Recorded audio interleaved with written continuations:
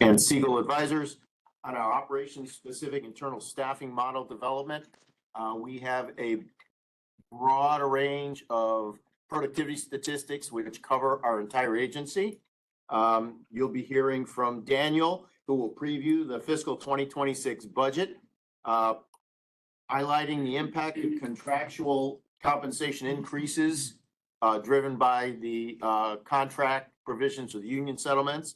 And you will hear about a 70 headcount request from us. You will also be hearing, you'll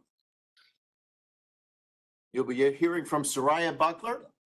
Soraya is our facilities manager, and Mark Shapsis, Vice President at Seville's, our real estate broker, provide details of the process and status about the lease contract at 55 Water. So you should understand the executive committee authorized the staff of the agency to begin negotiations on that contract, and that will happen between our general counsel's office and the law department. And this board will see the finalized contract, but we want you to see the information about this because it's going to be a significant impactor of our budget going forward. And this is a decision you'll have to be making in the next few months. And it is directly impacted by auto enrollment, headcount increases, transaction increases, and our headcount request. And then I would just highlight a couple of educational opportunities for trustees. NYCBERS has an accredited fiduciary program and trustee educational seminar May 17th through 18th. Fiduciary Investors has a May 19th to 21st symposium at Harvard. There is a Chief Officers Summit in middle of June. Yes. Question? No, okay. Looked like a question. And then NYCBERS just announced their funding forum in Chicago in August. These are all opportunities. We get, let's get right to the business of the board though. And, so additional information about any educational opportunities, just reach out to Karen or myself and we can arrange more detailed information for you. And I would like to move to the business of the agency. Okay. Nick? Are there any pressing voting items that are at the end of the meeting? Because I'm just wondering, because of the time and people having hard stops, is there something we should move up earlier? Which item? Which item? I couldn't hear you.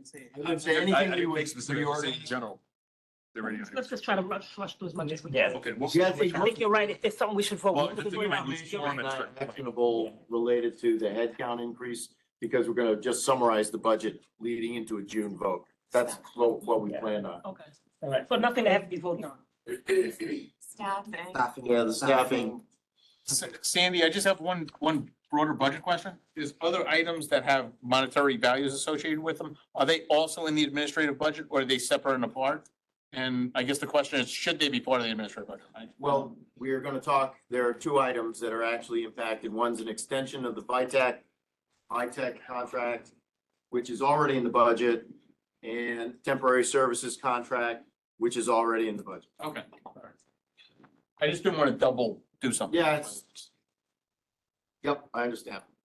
Maybe we should move those two items up. Staffing. Staffing and VITEC.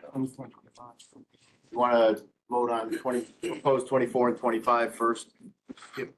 Skip those, get those out of the way. And I think Merrick has some things that are time sensitive too. So we need to prioritize Merrick's actuarial proposals. All right. Let me check that order. I think it was like hearing from Merrick. I don't know, they're not here. Chill. John, I see John. Yeah. Do we want to do that? Or do you want to just march through the agenda and see how far we get? Yeah, I would see how we move. And Okay. then pull it up. Pull it up before we move. Okay, all right. So, Thank you. Josias, 15 minutes once you get there. I'm just giving him a warning when it comes to him. Thank you, Sandy, for that. I do have to make a correction. The minutes did pass as we have two trustees online. Remember, even though they don't count as quorum, they do count for the purpose of voting. So that did pass. So that is a correction. The next item on the agenda is calendar items number 2 through 17. May I have a motion to consider? Motion made by Kareem. Do we have a second? Second, Marjorie. Sharon, please tell us about the ordinary business of birds. These are the retirements, refunds, and death benefits processed since the last time the board met. Thank you, Sharon. We'll now have a vote on these items. All those in favor of approving calendar items 2 through 17, please respond if you're in favor. In favor. Aye. Question. At the last meeting, there was a couple that were asked to go back, some more information. Are they part of this group or? That was disability. That was disability. Oh, sorry. Okay, that's right. Disability. Aye, favor. Any opposed? Any abstentions? Seeing none, the motion passes. Next item on the agenda is calendar item number 18, authorization of the rebalancing of funds of the Board of Ed Retirement System. May I have a motion to consider? So moved. Motion made by Kareem. Do we have a second? Second. Second made by Alice. Merrick? Good afternoon. I'm Mark Skevich, your Chief Actuary. So this calendar item is a request for the board to approve the annual rebalancing of certain BERS internal funds. By statute, the Office of the Actuary is required to perform this rebalancing calculation once a year. The rebalancing is on paper. There is no buying or selling of assets. We're just moving stuff on paper. These internal accounts get out of balance for a variety of reasons, including actuarial gains and losses related to the annuitization of account balances and simply what account investment income is allocated to. The end result is that the variable fund within the qualified pension plan is underfunded by about 2.7 million, which requires a transfer from the contingency reserve fund. Likewise, the TDA is overfunded by about 29 million, which requires a transfer to the contingency reserve fund. Resolution to perform this transfer is included in my letter, and happy to answer any questions. If not, transfers. Question?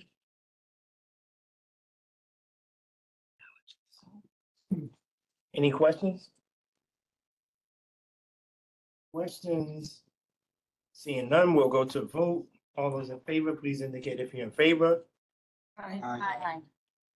Any opposed? Any abstentions? The motion carries. Next item is calendar item number 19, adoption of the actuary's determination for the final fiscal year 2025 employee contribution. May I have a motion to consider? So moved. Second. Motion made by Kareem, second by Tony. All right.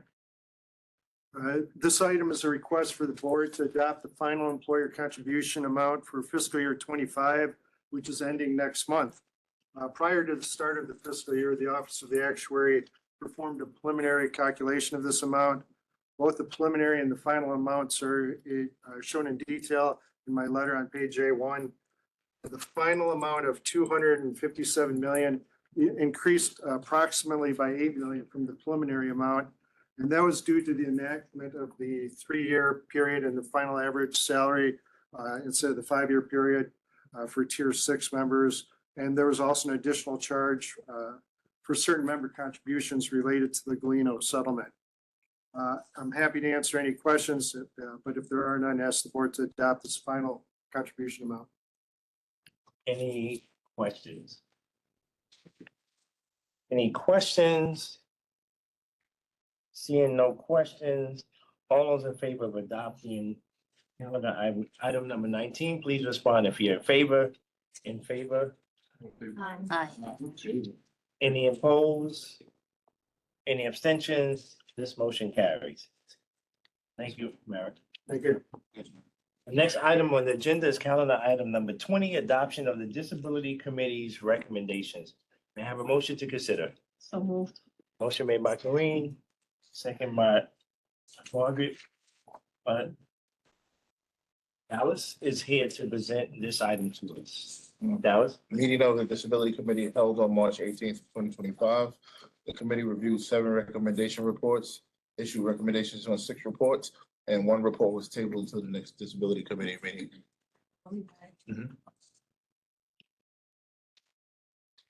Any questions for Dallas? Any questions? We'll now go to a vote on calendar item number 20. Please indicate if you're in favor. Favor? Aye. Any opposed? Any abstentions? This motion carries. Next agenda item is calendar item number 21, authorization to amend an agreement with Vitech Systems Sub LLC. May I have a motion to consider? So moved. Motion made by Corinne. Do we have a second? Second. Second, Alice. Sandy, please tell us about this item. So this is an administrative adjustment in the contract. This is already pre-budgeted and pre-approved through procurement. This basically extends our fee payments through annual period 5 and into period 8 in the contract. This is just a administrative approval for previously secured money and approved money. Is it an extension of a contract or? No, it's an existing contract. Recall that our contract with Vitech is a continuous improvement contract. We have access to all improvements in the system on a continuing basis. We pay them a quarterly fee for that. This extends those fees. So I guess I'm trying to understand if it's a contract, is there a term of the contract or does the term just gets approved on a quarterly basis? I'm not understanding that. Yeah, we're just extending it on a period basis. Yes, So within the current fiscal budget. So Sandy, I guess my question is, as a single item, I'm not prepared to vote on this today, but I recognize that there's other votes in the room. I was just wondering, is there a way to put this into the administrative budget? And when we vote on the budget, ultimately, we would vote on all of these things as a package deal, or is it easier to do it piecemeal? Well, so this is a contract that was previously approved by the board. It's in both the fiscal, well, it's been continuously in the fiscal budgets every year for the past 3, I think, was the original contract. This is just, I'm just trying to think from an efficiency standpoint. yeah, that makes sense. it's in the budget. Yeah, so some of the funds, they have the other pension funds, like they don't approve contracts at the board meeting, right? It's just in the budget. Just historically, BERS has included it at the board meeting. So we're gonna vote on it now and it will be in the budget as well. Yeah. Yep. Current budget as It'll be well. itemized in the budget. Yes. Okay. Yeah. I guess my question is this. What is the term of the contract? When does it begin and end? And is this an extension beyond the term or is this? The No. board approved it indefinitely, right? Because there was a significant investment of funds, right? Millions and millions of dollars over many years Okay. into this BERS specific system. And the contract annually has, a 3.5%, I believe, increase in the subscription fee, which we got that down from 5%. And so this is just adding that amount to the contract that what was already We pre-negotiated. have a discount on the contract doing it this way as well. No, I'm trying to understand. This is an ongoing contract subscription model. Right. At what point do we say we want to try to see if somebody is better and new and different to do a new solicitation? I'm trying to, that's what I'm trying to understand, right? Built the system. I think that would, we built it here. I guess that would be for Jessica to answer, who's Yeah. not here today. So I But think it comes to the point, so how this works is, Corinne, is every 15 months, the software is upgraded. Every 18 months. Every 15 months. Every it's 18 software. months, Uh-huh. it's a new upgrade to the software. Kind of like your phone Gotcha. gets an upgrade. Yep, got it. So we're paying for We're that. paying for that basically. upgrade. So previously, what happened was for any upgrade, it'd be a new contract, new hours associated, Got it. and that was more money. So it's into perpetuity. Exactly. So we Basically. brought to the That's what I'm trying to board, understand. both of them, I think last year, and the board decided to go forward with this. And this is continuous the improvement. best, and this is the best solution and performance. Yes, continue and to it was update. cheapest option as well. Got it. And we have the latest version of software always, basically. Sharon, I think I saw Elaine raise her hand, virtual. Oh. Elaine. Yeah, good afternoon, everyone. Actually, Sharon shared the update. It's an ongoing contract. It received board approval, and as Daniel and Sharon both stated, they provide ongoing support and system upgrades. But Corinne, your point is not missed on me. I think all the systems have the same problem. We engage these companies to build our systems, and then we're stuck with them forever with it. And I know Vitech for sure has had sold out from the original partners. It's not Vitech. It's not Jamie Vidiello is no longer there, who was the owner of Vitech. So, I mean, we're kind of stuck in this. I don't know if there's an alternative to it. But once the system is built by somebody, I guess it behooves us to stay with them. But again, it doesn't give us a lot of leverage in negotiation. But it is the cheapest alternative as of right That, now. I believe that. I do. It gives you the solution you need and it's inexpensive, and that's what it is. And the problem we have as well, we can't hire staff to do this in-house. We couldn't afford it. Right, yeah. And to be clear, I'm not fundamentally opposed to this effort. I'm just, I actually understand it. I'm just, I would really like to look through it a little bit more. That's me. That's not the full board. Doesn't fire also use Vitech? Police use Vitech. They were the first. Yes, other systems use Vitech as well. Any other questions? One on more this? question. You said all the systems use Vitech, No, Police and us. and we have the same rate? No, they have a different product, a slightly different variation of a similar product. I think that's safe to say that it's just a slightly different variation. On velocity, or velocity. Teachers is far more expensive. All right, thank you. Any other questions on calendar item number 21? See none. If you're in favor, please indicate if you're in favor. In favor. I'm gonna abstain. You didn't get to the abstention. Any opposed? Any abstentions? John? Online votes? Yeah, how do we know what the online votes are? Matt? Just come to say aye. Surely all. So trustees online, can you just say aye when you, or nay, or abstain? You should write it in, right? So far, I have not, I'm in favor for everything. Thank you. There we go. Thank you, Shirley. Thank you. The motion carries. Next calendar item is calendar item number 22, FERS Operations Department Staffing Analysis. May I have a motion to discuss? Motion made by Corinne. Do we have a second? Second made by Marjorie.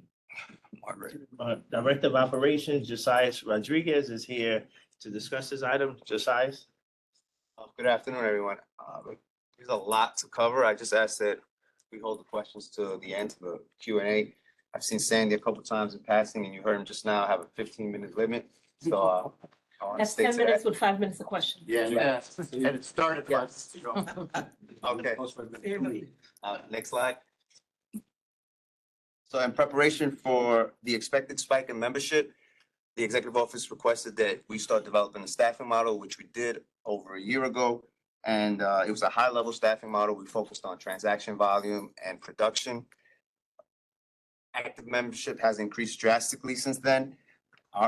In operations, our high-level model projected that we needed 20 to 25 additional full-time employees required to handle the current and the projected workload.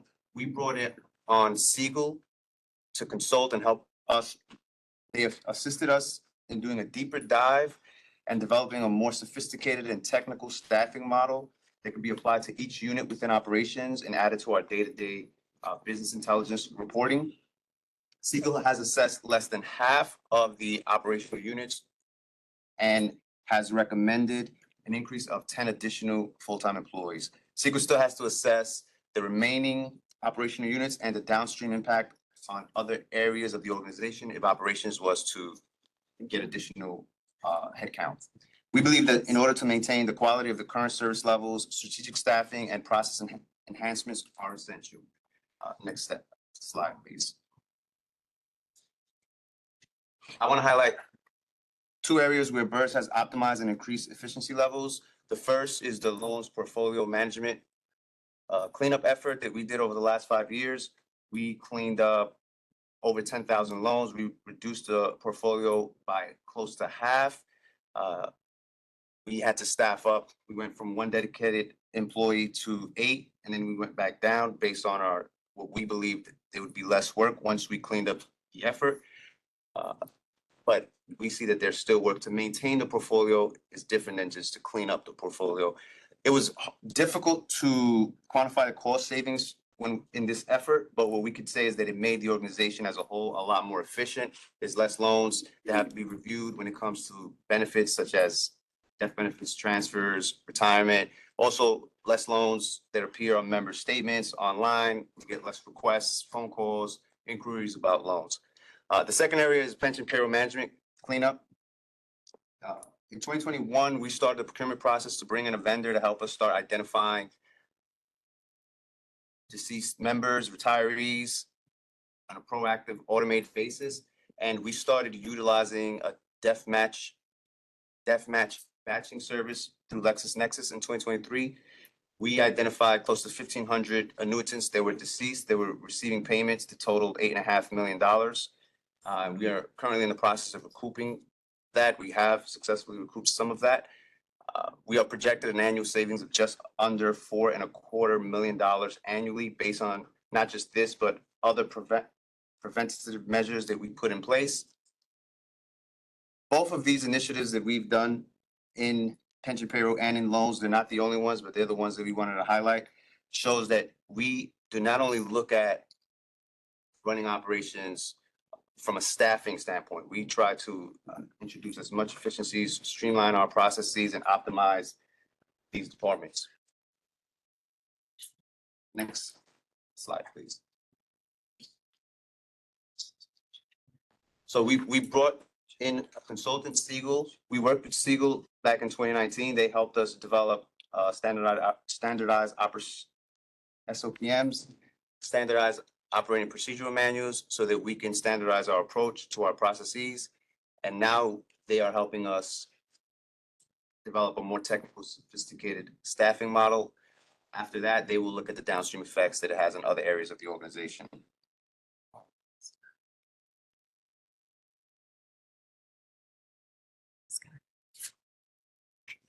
Next slide, please.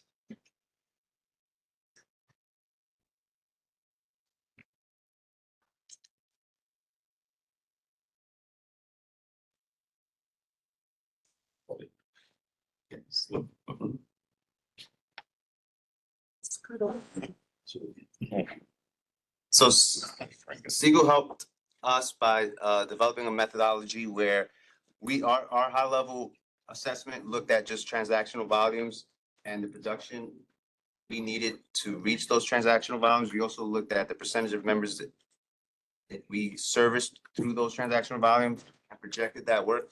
Siegel looked at it at a more detailed level. It was more granular. They developed member profiles based on the age and the service of who did what, who took out loans, who retired, when they did, and they helped us project the work out.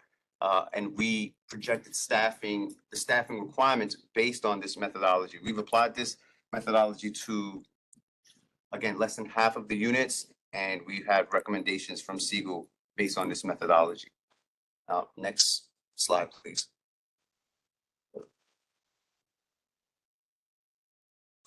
Membership is on an upward trend, and what we've seen from the initial spike in membership is that membership also became much younger, the demographic of our membership.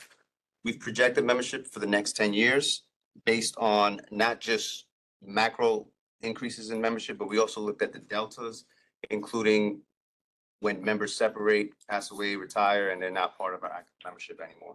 Next slide, please.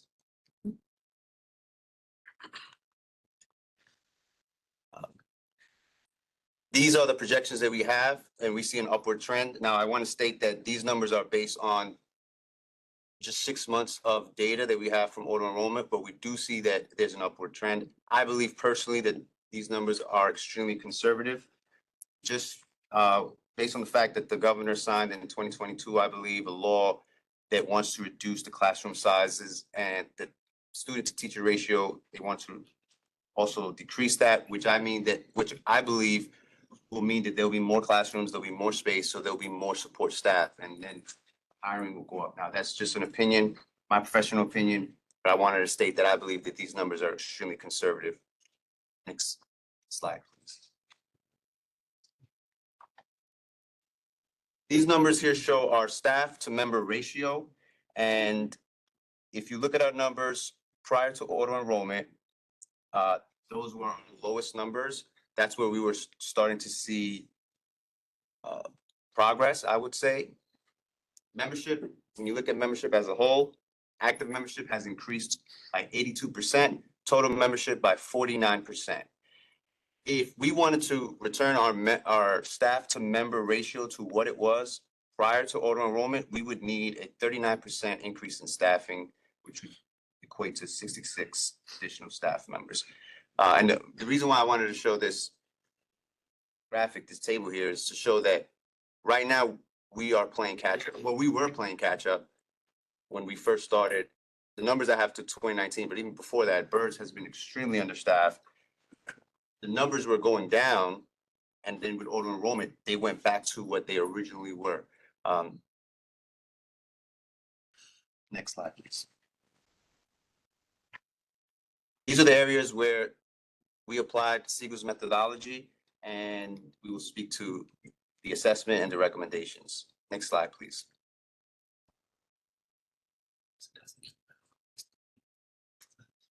In the assessment, when we look at retirements start to go up in 2030, which is 5 years after auto enrollment, which makes sense because that's when they will qualify for retirement.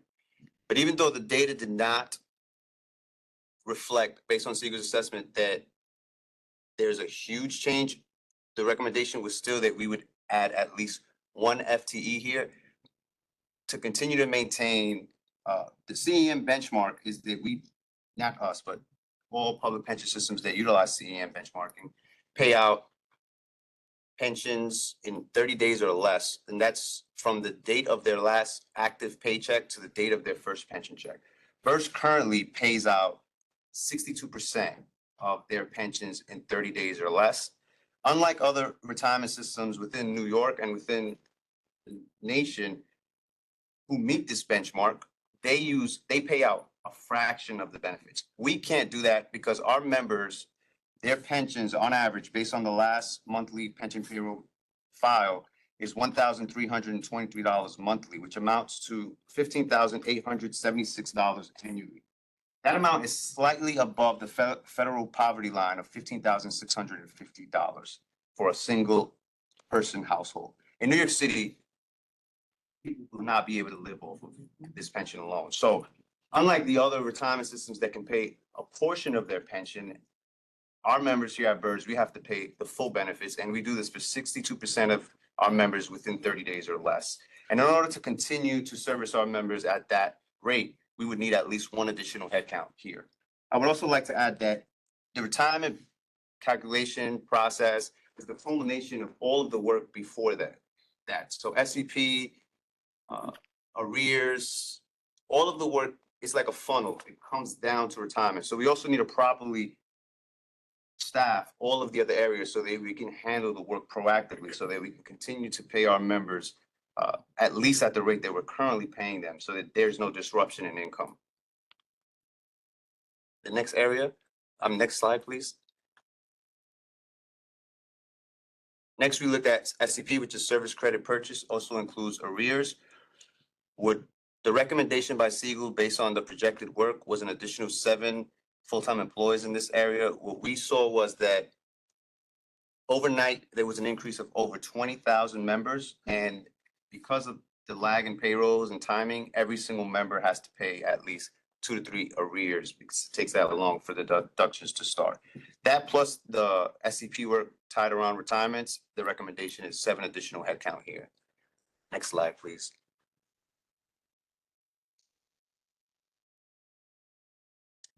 Loans is the last area that we're going to touch on. As I said, we increased loans from 1 dedicated staff member to 8, and then we went back down to 5 once we cleaned up the loans portfolio. What we see now is that in order to maintain a clean loans portfolio, we follow rules and regulations, New York State retirement, Social Security laws, New York City Administrative Code, and the IRS Code. The effort was more than was expected. So in order to do that, when we look at the workload plus the loans, the request of loans will go up. after 2030, we need 2 additional headcount here based on Sequoia's recommendation. Next slide, please.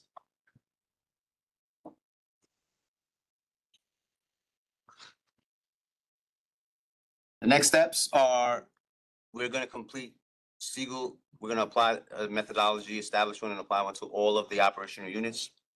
We will look at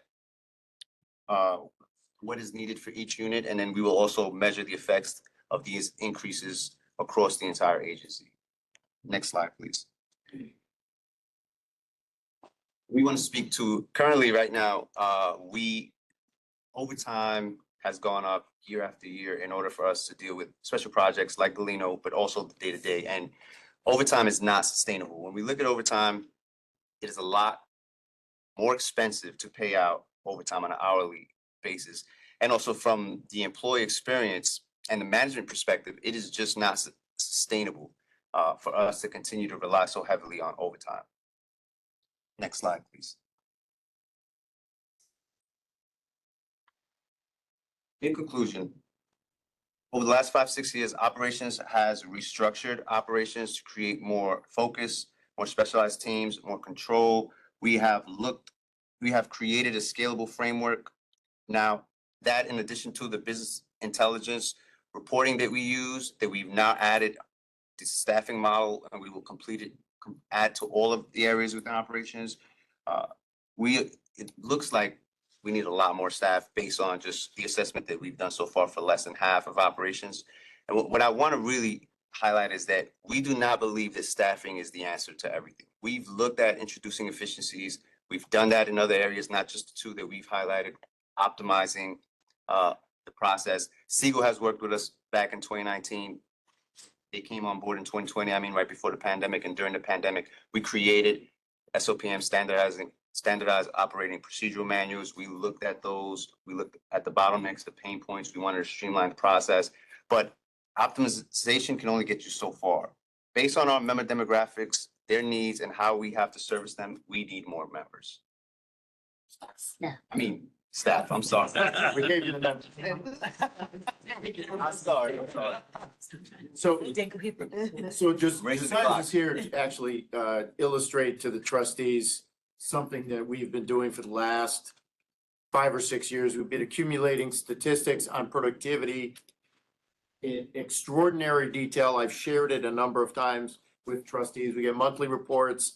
There's about 18 pages of it that detail by individual what's actually happening. So our internal staff did projections based on a rudimentary analysis that will lead you to a presentation Daniel's going to give in about 30 seconds.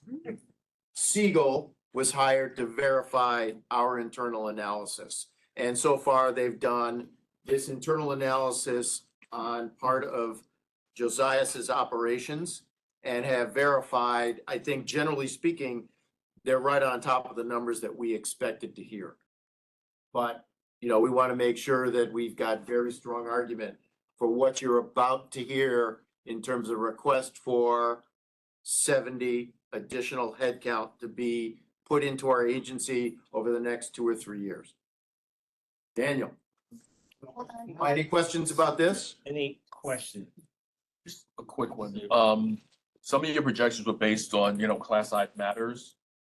And No, those projections were conservative. They did not take that into consideration. okay, good. Okay, That that- was that just based on answers- the data that we have. I heard class size matters. Yeah, okay. Trailing data. Any other questions? Any other questions? Thank you, Josiah. This item was only for discussion with the board. The next agenda item is calendar item number 23, budget review. May I have a motion to discuss? Motion made by Kareem, second by Greg.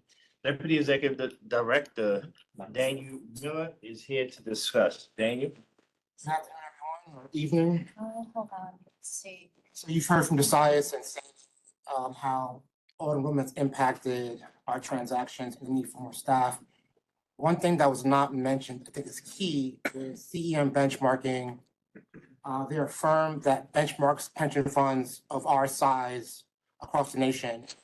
And what they found for auto enrollment was our staff did about 40% more transactions than a pension fund of our size.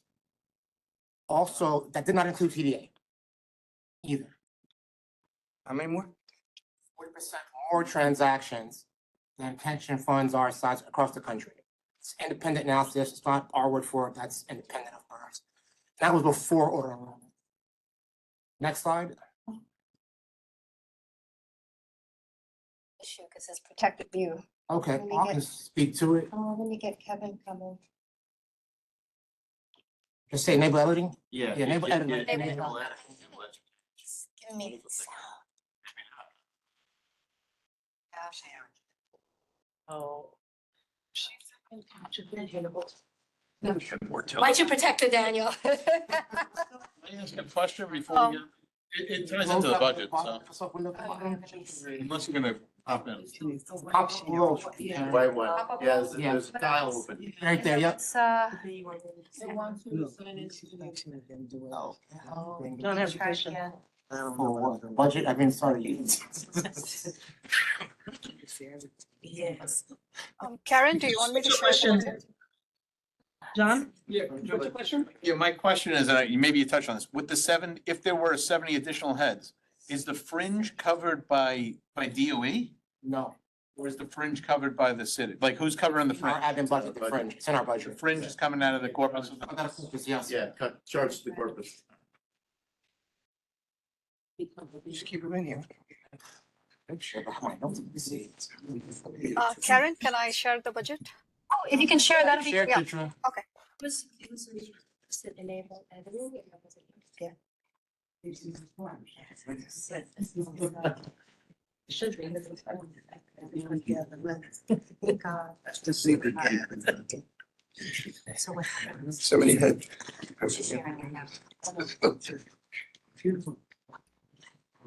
Can you see my screen? Yes. Make it center mode, Chitra. Full screen.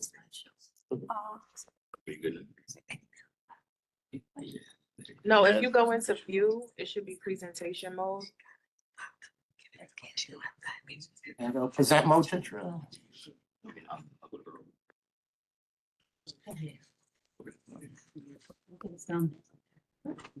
Next slide, Chitra. Okay, let me.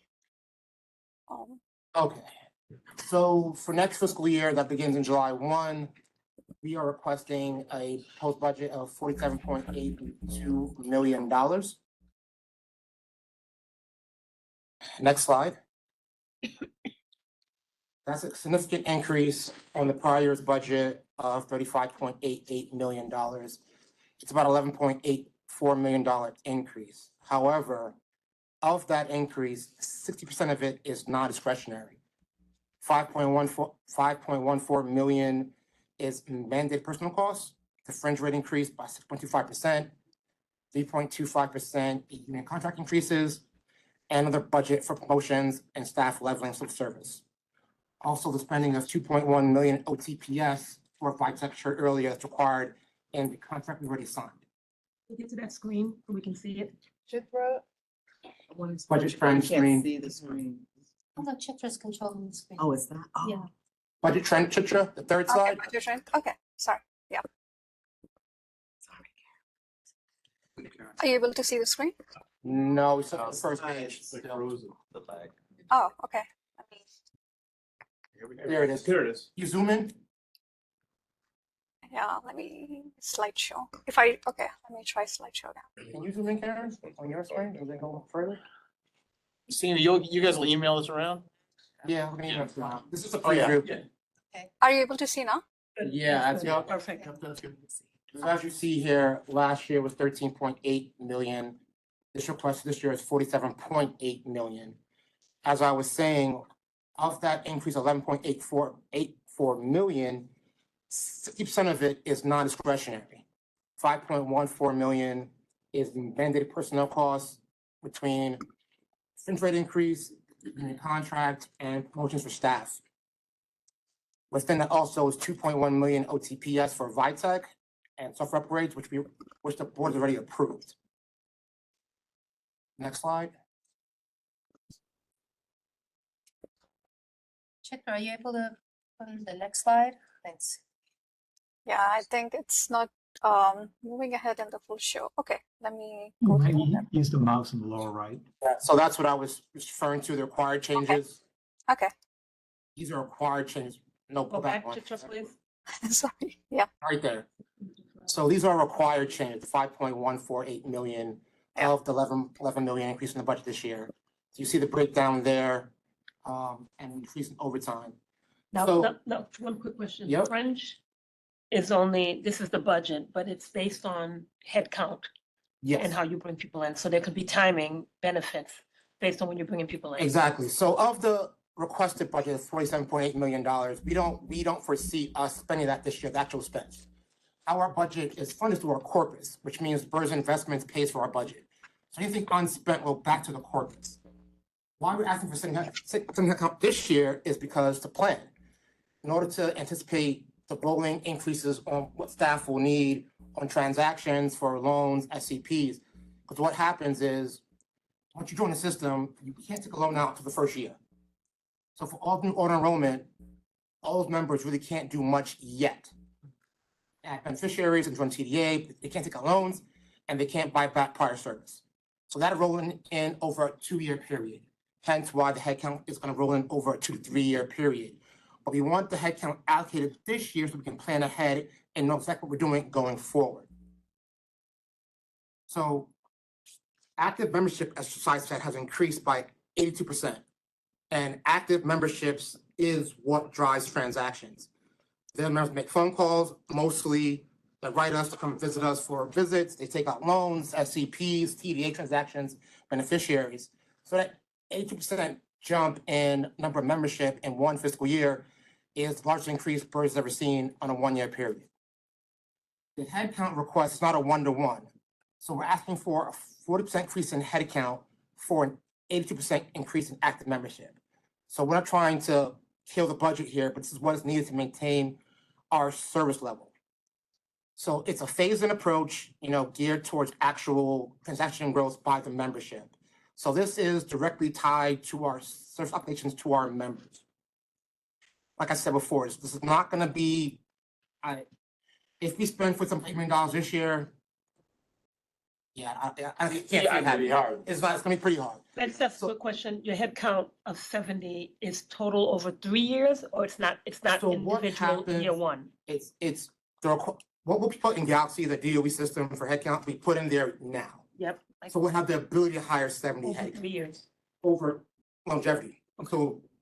So what that means is that now we can plan for the next 3 years. We know what the head count is to accurately plan for each of our departments and units going forward as we continue to develop our staffing model with Josias and Sewell. And basically, I just want to make sure people understand, the budget is a budget versus a forecast.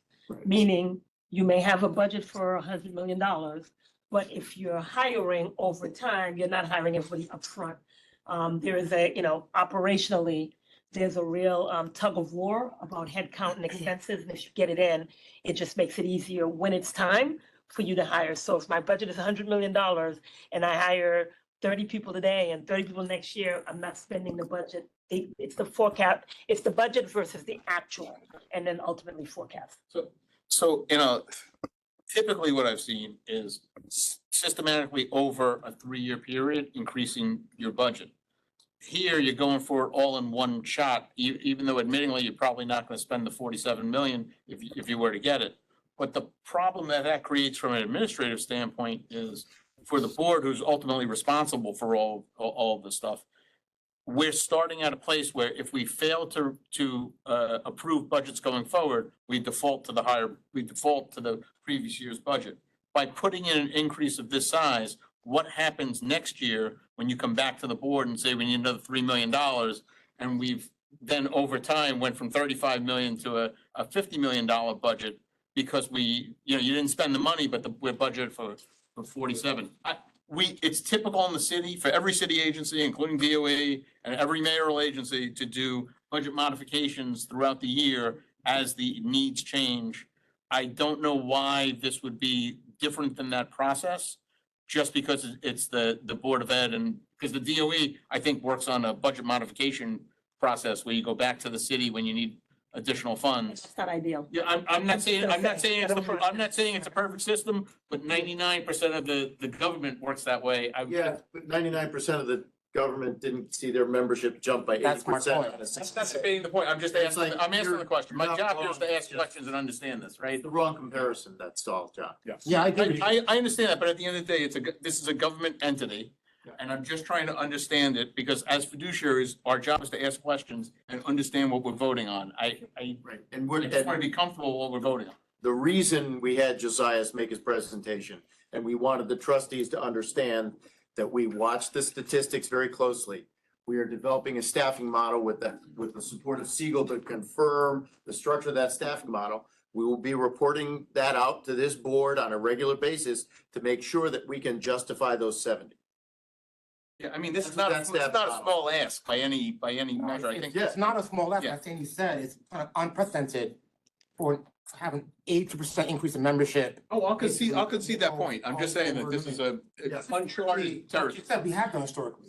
We have asked what we needed for a given year and we've gone back to the board. But given the situation that we know is gonna occur, we know it's happening, the members are in. Our staff is already doing more transactions than a hedge fund of our size.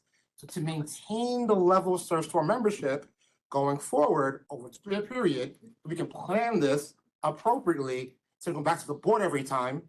I think this is the best way to go forward. The board can choose otherwise, but that's what we feel is the best way to go. We'd have concerns if you weren't doing this. Yeah, that's right. Yeah.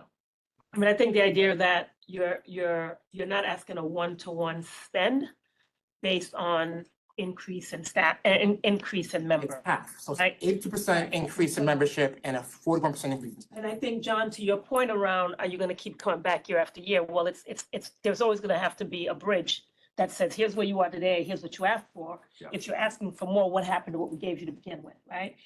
So I think when I think about a budget, right, I come from the corporate sector, it's a budget, and it doesn't mean, you're gonna spend it down as you go. And it's not really necessarily a rollover per se, instead of having to go back to the well each time. I think it's just it's being proactively prepared and understanding when your activity will peak. You don't wait for that to happen to then try to hire people, because then you wouldn't be ready. I think for me, it's the numbers, right? If you're going up 80%, but you're asking for a 40% increase, that still leaves you a little bit of a gap and says, to me, it's reasonable. In that, especially if we're able to monitor the budget versus forecast and actual. So just a quick question. I guess a few months ago, I was under the impression that, and maybe you can just break this down a little bit.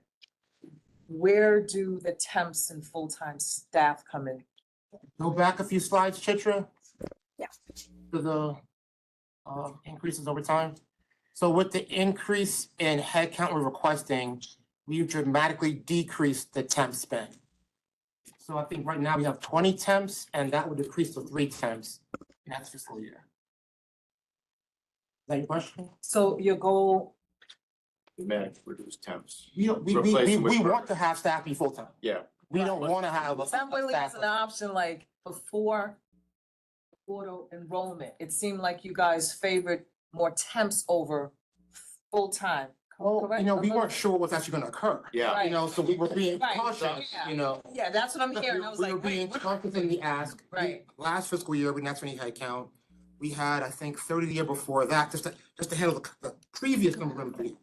So we wanted to see the impact of auto enrollment. We see that now. We know what's coming, right. right? So eventually, without any additional headcount, our service level is gonna decrease. There's just no way it won't. Again, I'll say, we're doing 40% more transactions than pension funds of our size across the country right now. Well, previously, for enrollment. Yeah, and I'll just say, from a traditional standpoint of me being here for close to 10 years now as a trustee, there's always been pushback as to the number of permanent staff that you hire.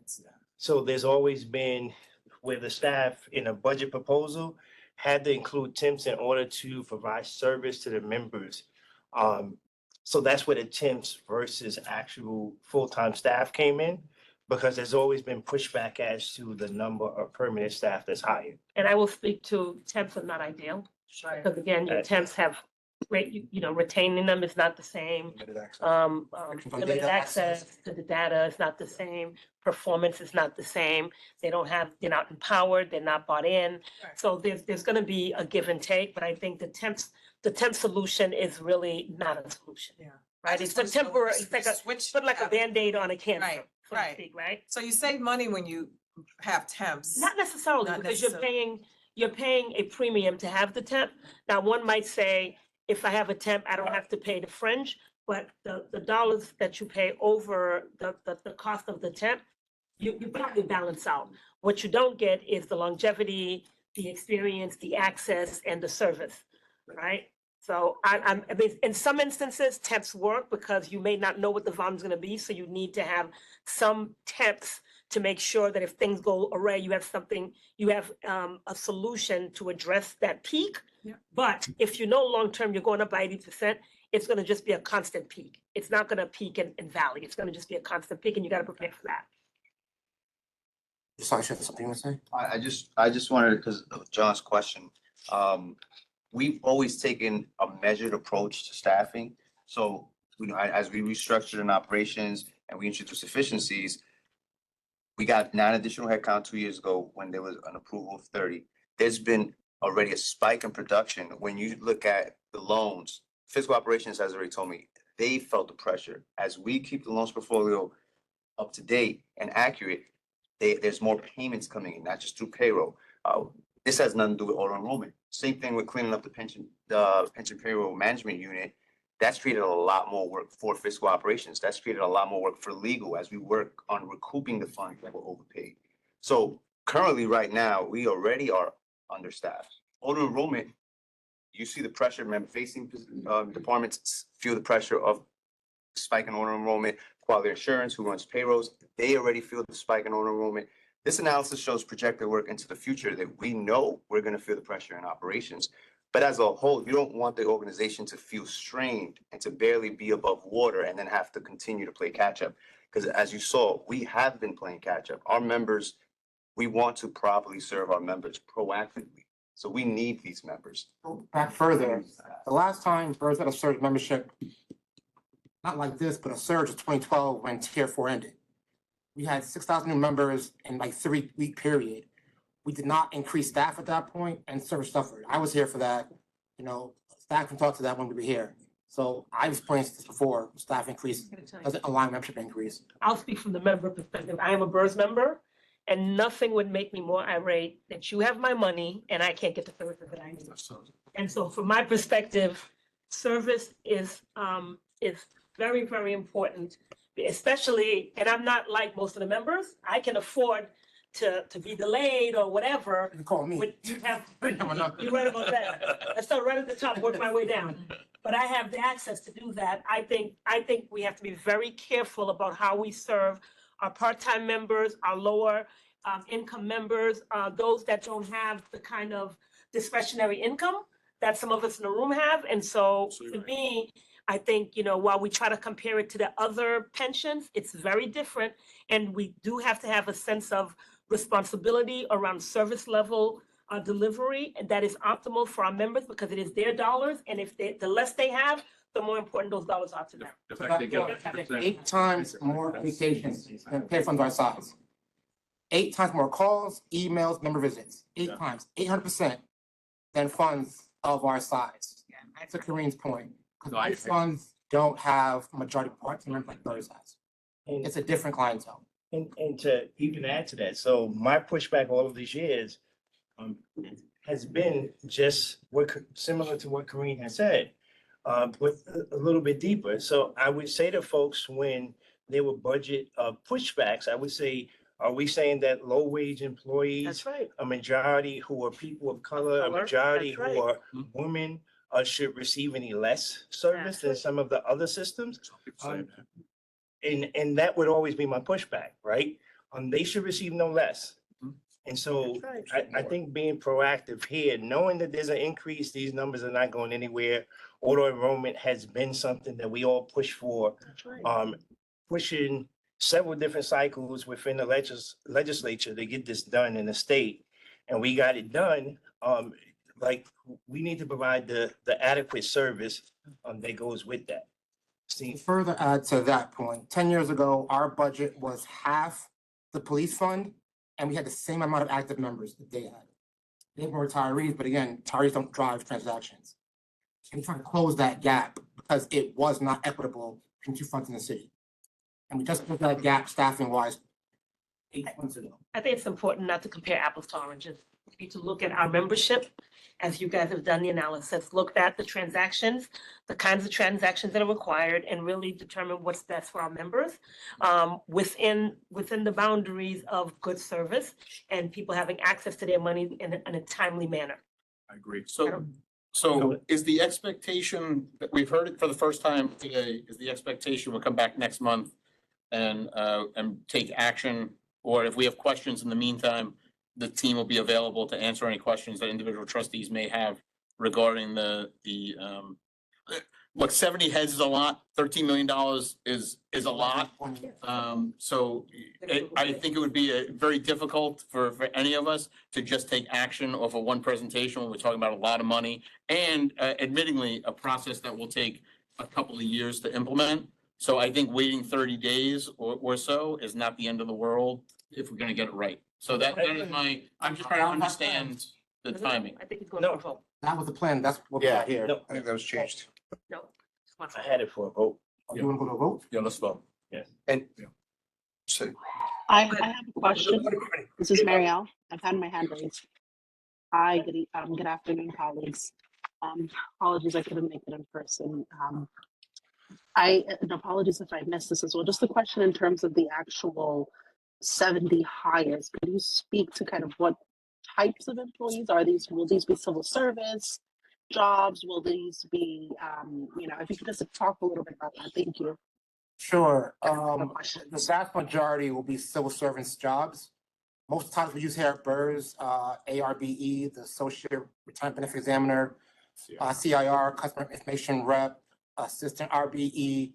They have lists out, so we have to hire from the list. So if there's not a list, they'll be hired provisionally, but once the list comes out, they'll be actually mandated to join and become civil servants. So they all of them should be eventually civil service positions.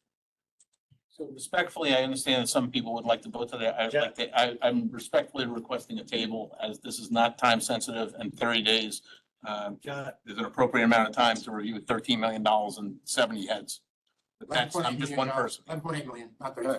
So whatever the. So 11.8. Hold on, Tony's been trying to ask a question. Go ahead, Tony. So I was just saying, from audit committee standpoint, we had audit committee today. This board has been overly scrutinized over the past 2.5 years that we've been here. And from where I see it, we're being more fiscally responsible than most. And we're being very transparent about things. And from the audit committee, Aday has been doing a fantastic job in terms of following up. And we're gonna have a even more robust audit function going on here because we, more than everybody, have to have our bows tied and our I's dotted and our T's crossed. And that's gonna, each one of those groups is understaffed as well. And I think it's vital that our members, who are some of the most needy in the city, that they should have better service than most. That there's time sensitivity, whereas some of the other employees might have, other resources to fall upon. Our members probably don't have that. So given, and again, I'm irritated because there were articles castigating this group, and this group has been on point. We're funded. This budget is coming out of our corpus funding. And it's our group, and my thing is, we have quorum now. It's difficult. We have almost the most unwieldy board that the system could create. We have a quorum now. Let's move it now. I just don't think it's unreasonable to ask What- within 30 days. What about that CRM? CEM? I'm sorry, see, that report, it should reflect, not so high a few years ago, but what you guys are doing with the auto enrollment, it should reflect the better, right? It will, When is that gonna- but only for 2 years. This is a 1-year look back with CEM benefit. It's an annual. 40% of 1-year look back. I'd like to make a motion to approve, Or to go to vote. to go to vote. I mean, I'm asking for a table, so I don't know if we have to vote on the motion to I'll table. second for your motion. I'm asking, I don't I know, well, but nobody's. I'll second. No. Second Greg's motion. What? You're seconding Greg's motion. I'm With the motion to table. Okay, I'm just. So we have a first, Who seconded? First motion to table.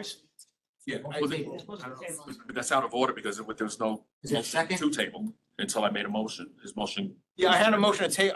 I don't know if we had to take action. I didn't get a second, so I don't know if that. Is there a second too? Yeah. is there a second to table? Is there a second to table? I second, Marielle Ali. We have a second to table. I'll vote.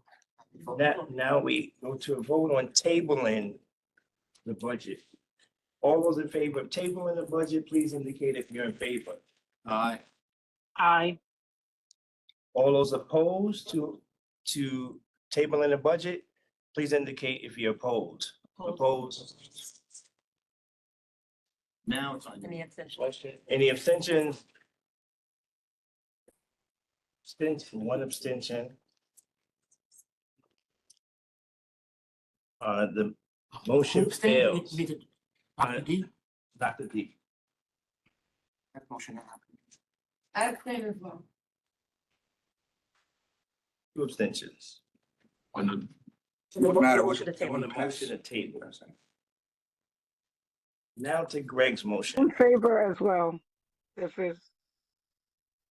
is Shirley. So I guess we're on to the other motion. Then. We didn't have a quorum to do either, right? So we're gonna proceed with the question. Yeah, Brett. Now to Greg's motion. Greg's motion is to vote on the budget. yeah, to approve the budget. Approve the Motion to budget. approve. Who's the second? We got a second by Marjorie. All those in favor of approving the budget, please indicate if you're in favor. In favor. Favor. Aye. Opposed? We may need a roll call. Yeah, I think. you're Well, right. I believe we're gonna need a roll, respectfully, I believe we'll need a roll call vote because there's too many people and. And we're not. I got past. Roll vote. Sharon, can you call a vote? Adriana Aliseo. Yes. Favor? She said. I'm sorry, yes, in favor. Marielle Ali. Abstain, I don't have enough information. Thank you. Corinne In Apollon. favor. Shirley, is Shirley here now? Yeah, sure. Alvin. Yes. Marjorie Deanstead. Yes. John Dorsa. No. Gregory Faulkner. Yes. Anthony Giordano. Yes. Dr. Angela Green. Yes. Naveed Hassan. Yes. Alice Ho. Yes.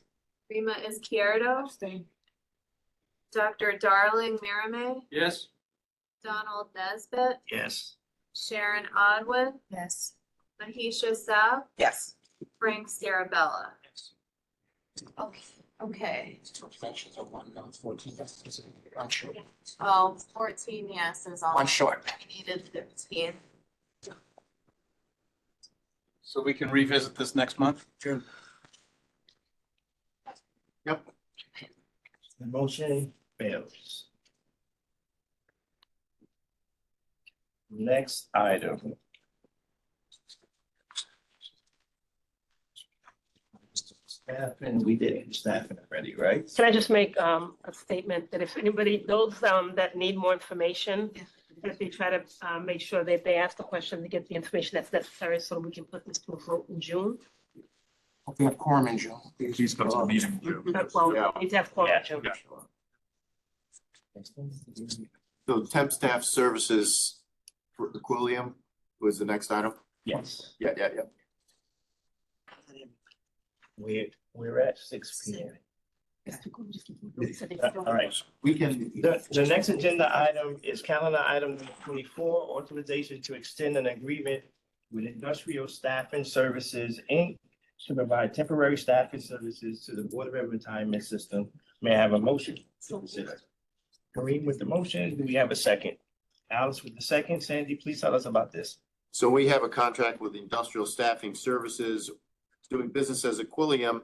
It was effective July 1st, 2022 to June 30th, 2025. This is a request to extend that to 2026 under the option in the contract to extend 1 or 2 years. We're asking for a 1-year extension, and we're asking for an contract value extension of $460,000 on top of the previously approved $2.5 million. So we are asking for a 1-year extension of the contract and a total not to exceed amount of $2.96 million, which is a $460,000 increase. Question. Yes. Is this being re-solicited in the next year? We have 2 1-year increases, but Elaine, are you still there? Yes. Yes, we definitely can resolicit, but as Sandy stated, we have 2 1-year renewal options. We're exercising the first, and we can revisit in the coming months in preparation for the expiration of the current extension. Okay, how long have we had the contract with this firm? Since July 1st, 2022. And it was awarded as a result of an RFP, so it was competitively bid then. Yep, and it was approved by this board. All right, thank you. Any other questions for Sandy? Any other questions for Sandy? Thank you, Sandy. We'll go to a vote. Calendar item number 24. All those in favor, please indicate if you're in favor. Aye. Any opposed? One Any abstention. abstentions? Yeah, I'm abstaining. Yeah. I just prefer full-time employees that receive benefits. Well, the budget cost to get a full-time employee. Thank you, controller. I think you get a kick out. I think you get a kick out of it. No, I'm just gonna stay. Calendar item number 25, authorization to enter into a lease agreement. May I have a motion to consider. Motion made by Kareem. Do we have a second? Second, Alice. BERS facility manager, Soraya? Yes. Yes. Soraya is here. Please tell us about this. Also, Mark Shapes. Mark Sheps. Sheps. Just one thing, I thought it was gonna be clear in the introduction, but the approval from the executive committee to move forward on the contract, working it out with the law department is in course. We were given that approval last week. This is the information about to the board on what we're doing. Send the head count, where we're gonna put them all, and this lease is up in May. Soraya? May of please. 2026. Yes. Yes. Good afternoon. To jump right in, as Sandy said, the current sublease that we're on expires in May of 2026. Currently, we occupy about 51,000 square feet on this floor. The current annual rent is approximately $2 million. I'm gonna reference that the current lease is at $39.86 per square foot. I'm mentioning that because you'll see a comparison for what the current offer is in future slides. So I just wanted to share where we are currently and the opportunities we have moving forward. Like I said, the lease is about to expire in May of 2026. So working with Savills, they wanted to look at areas that would be the most efficient cost-wise, but as well as the most accessible for members and for staff. We did reach out to the DOE and they did not have any space available. We do have a due diligence feeler out to DCAS. We have a call with them next week. Just so that we confirm that they don't have space that would be sufficient for us. But we did take those 2 opportunities. Looking forward, the Member Services Center at 65 Court Street is beyond capacity.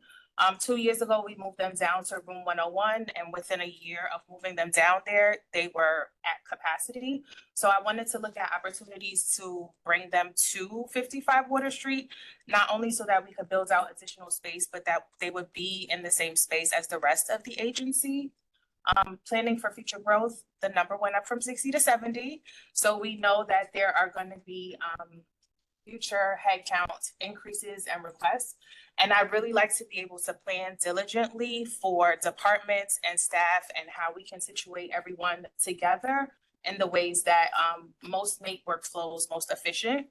And then I noticed that here we don't have a space for all staff meetings or for town halls.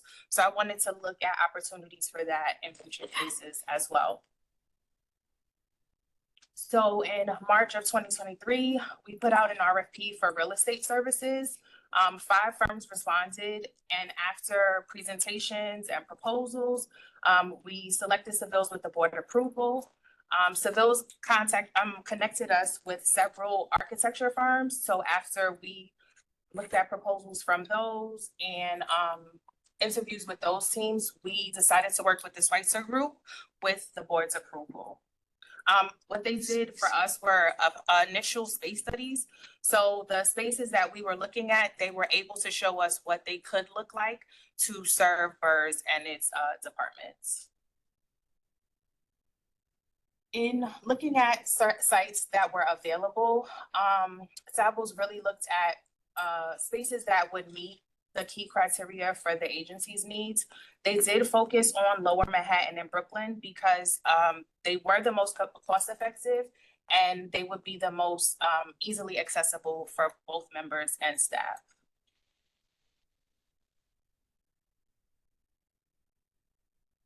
So the criteria that they looked at: economically prudent landlords, meaning that they don't have a high volume of debt, they are, sustainable. We don't have to worry about if we go into business with them becoming bankrupt or anything like that.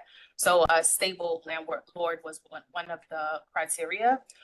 Comparable in quality. While 55 Water Street is a Class A building, we've been able to get a really good deal from them, and we didn't want to decrease the quality of service or space that we were able to provide, so we wanted to look at that. Comparable floor plates so that we could at least maintain the staff that we have now, but looking forward, we know that we're going to grow. And then also looking at infrastructure that was post World War II so that they met building codes and standards. We didn't have to worry about any of those things. Altogether, there were 40 credible buildings that Savills came back to us with. The top 8 we went out to see in person to survey the space. And then the top 3 that we landed on that would meet BERS needs the best was New York Plaza, which is up the block, and then 120 Broadway, and then as well 55 Water Street. 1 New York Plaza. So the pros: the space was built out and furnished. It was a large floor plate and the ownership is strong. There were a lot of recent upgrades to the property, but it's significantly more expensive than 55 Water Street. There would be out-of-pocket costs to renovate the space to make it sufficient for BERS. They don't have a backup generator there, and we do currently have one here at 55 Water Street. And they also didn't meet accessibility needs for entry for members, so that was a no-go for us. 120 Broadway, almost the same situation. Space was built and furnished. There were 2 floors on top of each other that they were willing to offer us. There was a large floor plate and strong ownership. Again, it was significantly more expensive than staying here and growing at 55 Water Street, as well as significant out-of-pocket costs. And there was no separate entrance for members to be served in that space. Savills also did employee and member transit analysis. So before they scoped out spaces, they looked at commutes for members and employees in moving to Brooklyn, the Grand Central area, the Penn Station area, and then what it would look like for Brooklyn employees to relocate to 55 Water Street. What they found was there was about a 10-minute variance for employees to move here, but it would be centrally located for all members and staff. And again, this is just a chart that shows the difference in travel time for members, employees, sorry. If we move to another area in Manhattan or back to Brooklyn, and then what it looks like for 65 Court Street employees to come to 55 Water Street. And then they did the same for members and found that those areas, the Grand Central area, Lower Manhattan, and Penn Station would be accessible for members, but that this space would be the most accessible given the number of train lines there are in the area and other modes of transportation. So evaluating the opportunity to stay and expand at 55 Water Street. So Savills went back to the landlord 3 times to get them to get the best deal that we could from them. After 3 counter offers, they came down to $44 per square foot. So essentially it's a $4 difference the first 5 years versus the $39.86 we're paying now. But that also includes $150 per square foot tenant allowance, which is approximately $11.5 million, meaning that they're willing to invest $11.5 million in building out the space, giving us upgrades, and anything that's not used for those items, we can have them allotted towards a rent credit. This project also allows for us to centralize the member services center and improve accessibility. I truly believe having all departments in the same space allows for efficiency, allows for more support, and for the agency to grow morale-wise, and just to be better flow and productivity in service of members, Also upgrading the space on the 50th floor will improve opportunities for employees to engage with each other. There will be more sufficient workspaces for those that have different needs, and then just to increase efficiency and overall the work environment here at BERS.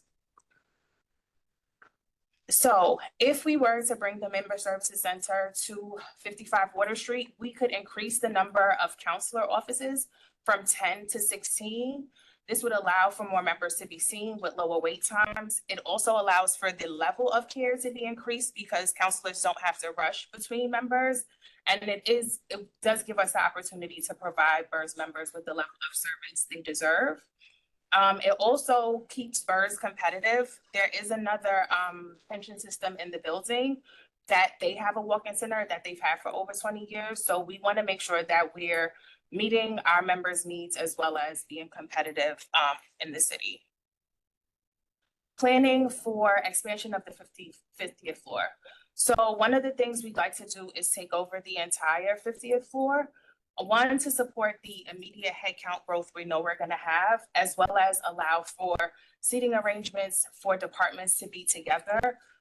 And it would allow us to avoid hoteling, which is something that can be very hard to keep track of, as well as it opens up opportunities where you might not be sitting with your department during that day, and that could indeed affect workflow.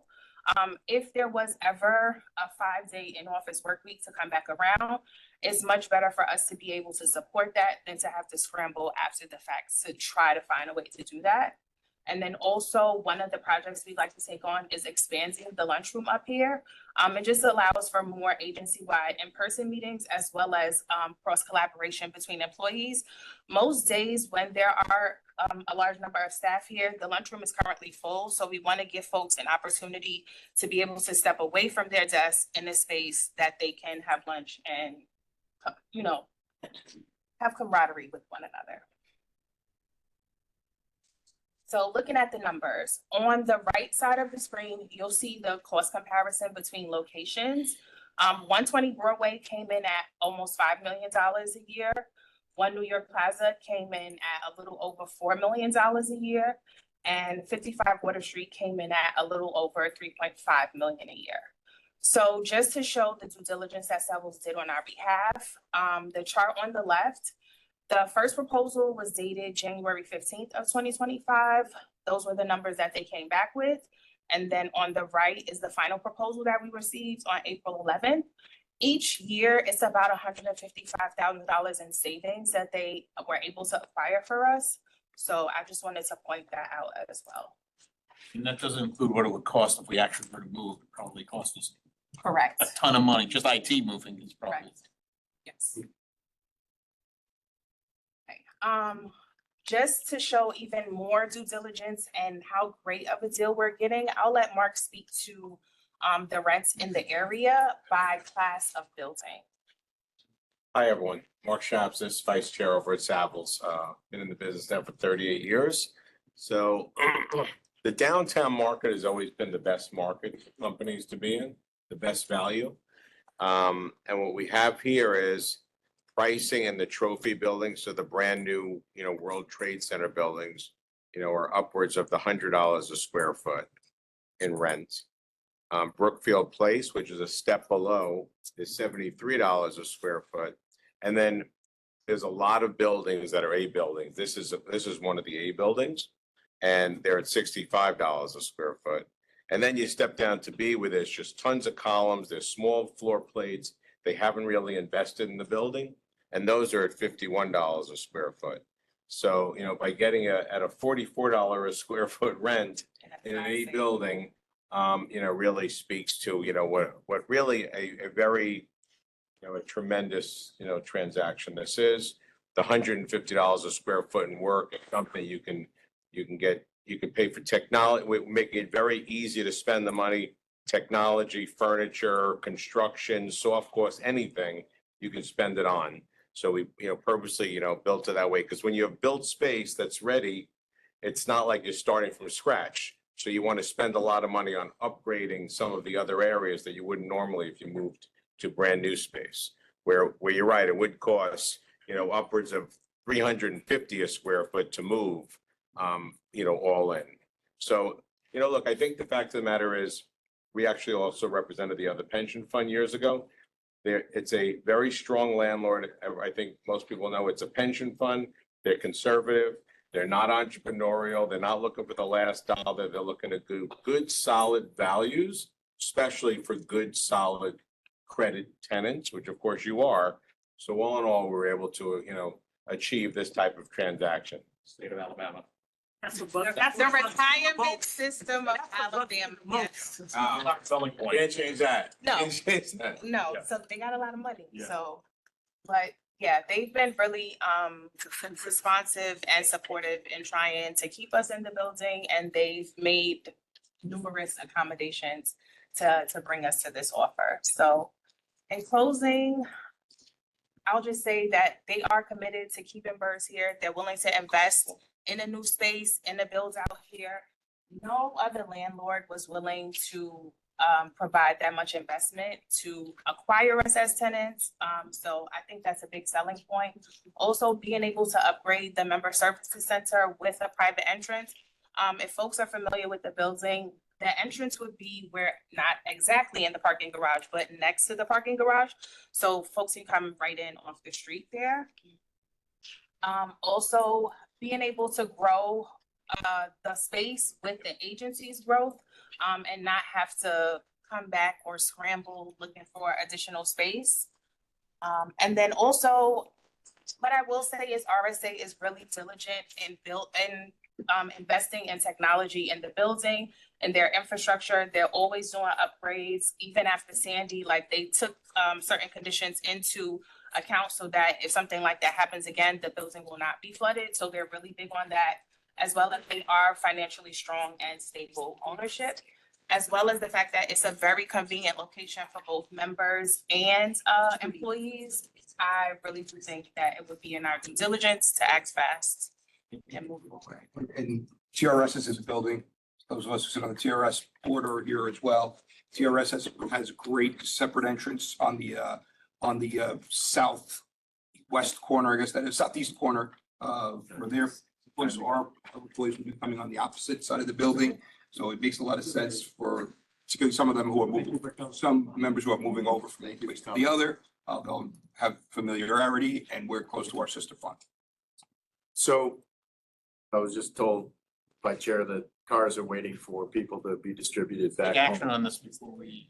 There's no action Yeah, there's required. no action required here. This will. I'm ready to go. Yes. Want to retract your budget? Is there anything that's urgent? We should Like get. how we do the other Sandy, contracts. yeah. And if there's any issue with negotiation. Need a motion to adjourn? Wait. Oh,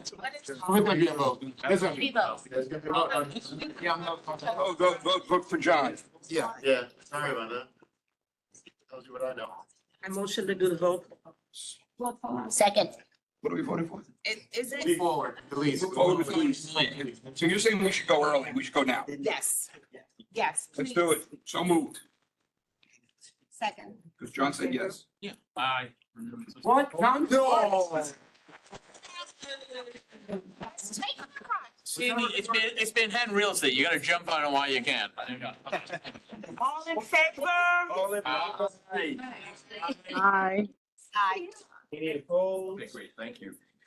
Any abstentions? John, that's why you're. Motion carries. Thank you so Thank much. And thank you, This- Pastor Van. This concludes the agenda for this meeting. Our next meeting is scheduled for June tenth. Please At make 4 every p.m. effort to attend.